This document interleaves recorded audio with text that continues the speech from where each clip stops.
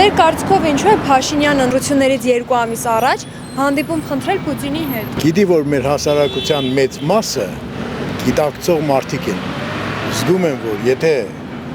Ռուսաստանը մեզ տեր չկանգնի,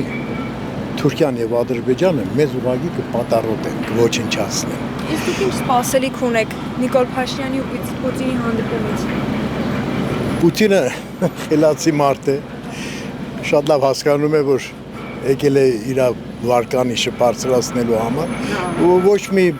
առանձնապես բան չեմ սպասում ու Պուտինն էլ իր համար ոչ մի բան չի անի։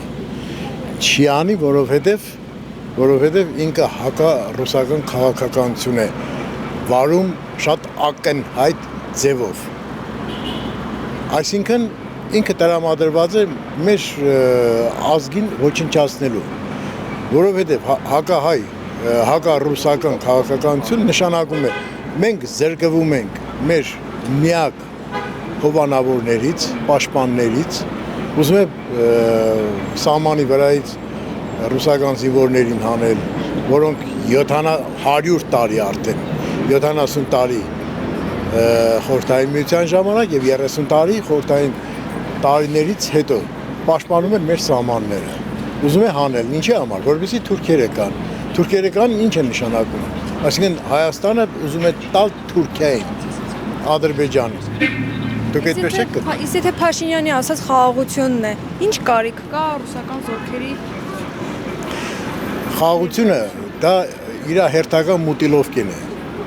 Իր օրոք 3 անգամ պատերազմ է եղել։ Հազարավոր զոհեր, հազարավոր վիրավորներ, շատ ու շատ անհետ կորածներ, այնպես որ հավատանք մի մարդու, որը անընդհատ պատերազմ է բերել, ցավ է բերել, արյուն է բերել, վիշտ է բերել մեր ազգի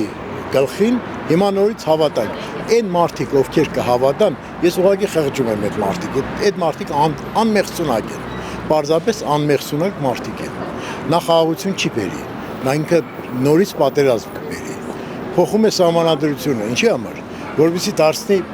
մեր ազգը թուրքական վիլայետ, պարզ ասած, կարճ ասած, դա է, ուրիշ բան չկա։